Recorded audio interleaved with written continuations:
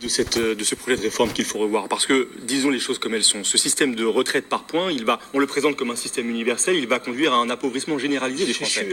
Qu'on soit fonctionnaire aujourd'hui ou salarié du privé, on va passer à un mode de calcul qui prend en compte l'ensemble de la carrière, et donc non plus les 25 meilleures années pour les salariés du privé, non plus les 6 derniers mois de la carrière pour les fonctionnaires, et donc on va avoir... C'est plutôt assez juste finalement de mettre tout le monde au niveau. Madame, je ne vous ai pas interrompu, j'aimerais juste terminer votre propos. Un abaissement des pensions, et je voudrais l'illustrer par quelques exemples très concrets. Il y a un collectif de hauts fonctionnaires. J'allais en parler. Contre cette réforme des retraites qui a sorti aujourd'hui des chiffres qui sont très intéressants. Prenons l'exemple de 2 salariés qui ont exactement la même durée de cotisation, qui arrivent à 64 ans, qui sont entrés au même âge dans une carrière pleine. Eh bien, dans le système qui existe aujourd'hui, un salarié du privé, il rentre dans sa retraite avec une pension qui correspond à 73% de son salaire.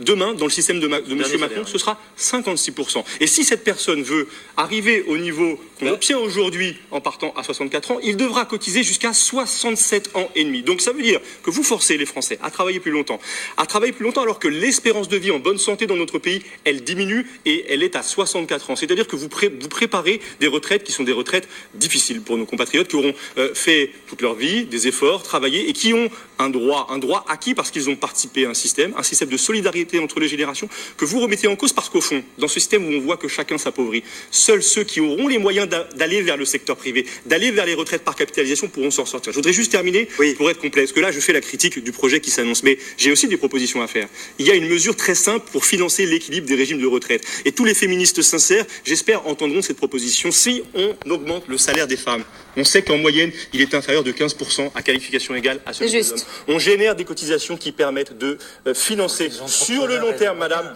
un régime de retraite avec une possibilité aussi pour les Français de partir à la retraite à 60 ans. Voilà une proposition concrète. J'aimerais la saisir plutôt que d'appauvrir les Français.